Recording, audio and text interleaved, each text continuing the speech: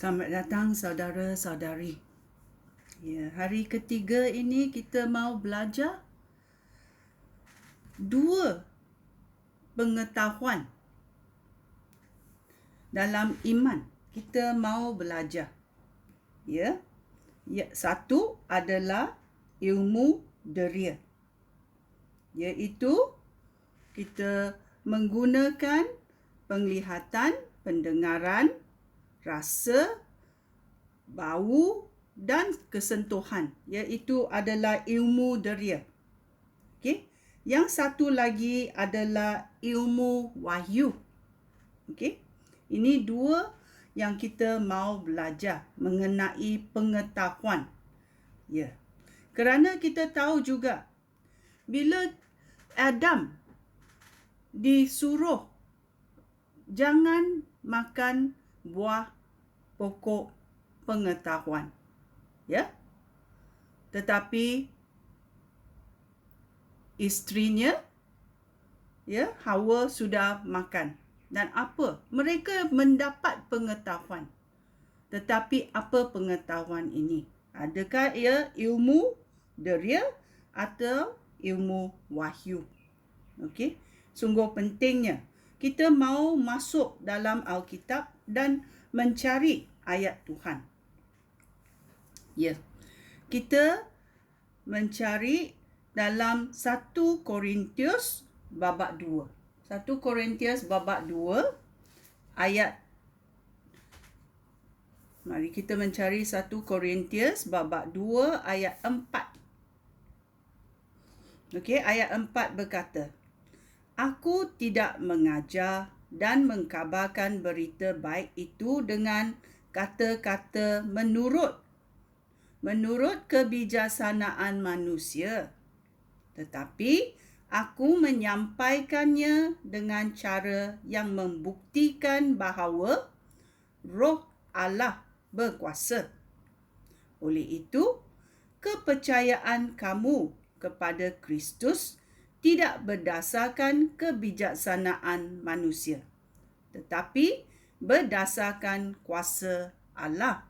Ya, bila kita percaya kepada Allah, kita percaya kepada Allah yang mengutuskan anaknya, Yesus Kristus, supaya kita dapat diselamatkan. Ini adalah datang dari kuasa Roh Allah. Bukan dalam minda kita sendiri kita mau percaya, tetapi dengan kuasa Allah. Okey? Ayat 6 berkata, "Walaupun demikian, aku juga berkata-kata tentang kebijaksanaan kepada mereka yang mempunyai kehidupan rohani yang matang. Tetapi kebijaksanaan itu bukan kebijaksanaan dunia ini, ataupun kebijaksanaan roh-roh yang berkuasa dan yang memerintah dunia ini. Kekuasaan roh-roh itu akan lenyap." Ya. Bila kita faham roh-roh yang berkuasa di dunia ini adalah roh yang bukan datang daripada Roh Allah. Okey? Ayat 7. "Kebijaksanaan yang aku sampaikan itu kebijaksanaan daripada Allah." Kebijaksanaan itu tidak diketahui oleh umat manusia, tetapi Allah sudah menyediakannya untuk kebahagiaan kita sebelum Dia menjadikan dunia ini. Ya. Allah sudah sediakan rancangannya. Ya.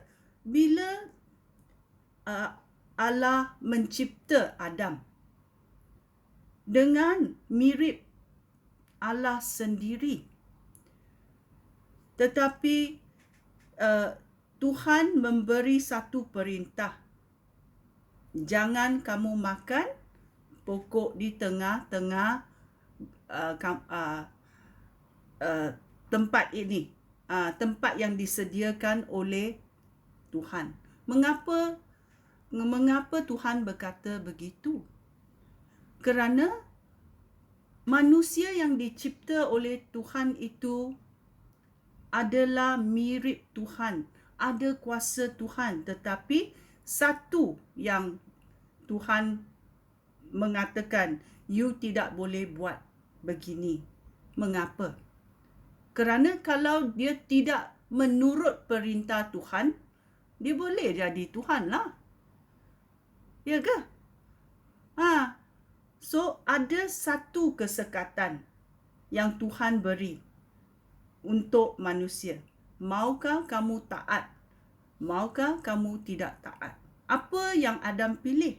Adam pilih tidak mau taat kepada Tuhan. Dengan dipengaruhi oleh Hawa, isterinya. Ini berlakulah kejatuhan manusia. Kita telah memberontak terhadap Tuhan kerana kita tidak mahu mendengar apa yang Tuhan mahu. Inilah terjadi. Ya. Selanjutnya dalam ayat 8 sampai 16 saya membacanya. Semua roh yang berkuasa dan yang memerintah dunia ini tidak mengetahui kebijaksanaan roh Allah.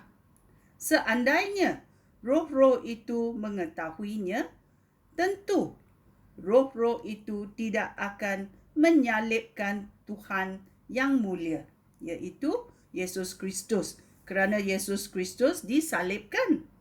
Tetapi seperti yang tertulis di dalam Alkitab.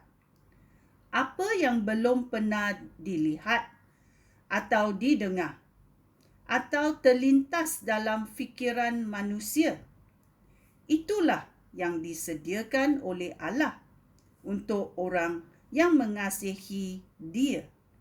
Tetapi melalui Roh-Nya, Allah menyatakan rancangannya kepada kita. Roh Allah menyelidiki segala sesuatu, bahkan rancangan Allah yang paling tersembunyi sekali. Sebagaimana roh seseorang mengetahui isi hati orang itu, begitu juga hanya roh Allah mengetahui segala sesuatu tentang Allah. Kita tidak menerima roh dunia ini, tetapi kita menerima roh Allah, supaya kita mengetahui semua yang telah dikurniakan Allah kepada kita.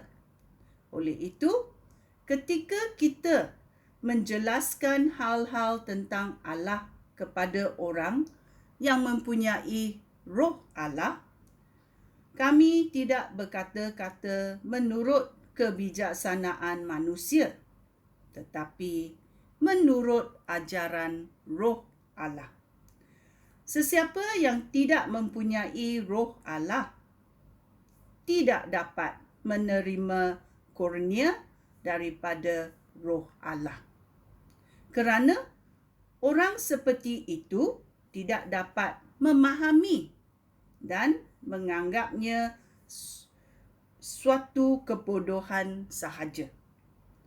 Kurnia daripada roh Allah hanya dapat dinilai secara rohani. Kurnia daripada roh Allah hanya dapat dinilai secara rohani. Sesiapa yang mempunyai roh Allah dapat menilai segala sesuatu. Tetapi tiada seorang pun dapat menilai orang itu. Di dalam Alkitab tertulis, sesiapa yang mengetahui fikiran Tuhan? Siapakah yang mengetahui fikiran Tuhan? Siapakah yang dapat menasihati Tuhan? Tetapi kita mempunyai fikiran Kristus. Ya, kerana Yesus Kristus mengkurniakan roh Allah kepada kita, dan roh Allah menginap di dalam hati kita. Maukah kamu mendapat ilmu wahyu dari Roh Allah atau mendapat ilmu deria daripada dunia ini, iaitu kebijaksanaan manusia? Kamu boleh pilih, okey? Kerana Tuhan sudah memberi pilihan dalam DNA manusia. Tuhan memberi kita kuasa untuk pilih. Maukah kamu pilih apa yang dikatakan oleh Yesus Kristus itu benar, atau kamu mau pilih apa yang dikatakan oleh dunia ini benar? Sekian. Terima kasih. Shalom.